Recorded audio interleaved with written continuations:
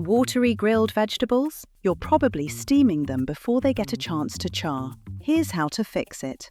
Start with the cut. Small pieces cook too fast, release water too quickly, and go soft before they get colour. For a grill pan, cut everything a little bigger. Cut courgette into thick diagonal slices. Cut peppers into wide strips. Halve larger mushrooms, or leave small ones whole, and cut red onion into thick wedges so it holds together in the pan.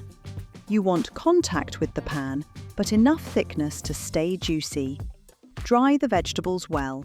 If they're wet, they steam instead of brown, and steam is what makes them soggy. Now add oil to the vegetables, not straight into the pan. A light coating helps them brown without making the grill pan too smoky. You want a shine, not a puddle. Don't salt yet.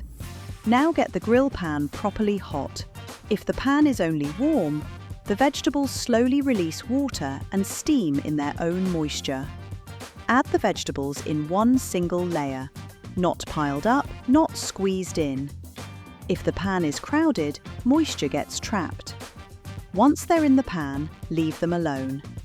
If it has colour and releases easily, it's ready to turn. Turn the vegetables and cook the other side. You're looking for colour outside, but still texture inside. Courgettes should bend, but not fall apart. Peppers should be charred, but still have bite. Mushrooms should be browned, not wet. And onion should soften, but still hold its shape. Now season as you wish. They are great with tahini dressing, or just some lemon juice and fresh herbs. Charred outside, juicy inside, ready for anything you're making this summer. Like, share and subscribe for more quick kitchen wins.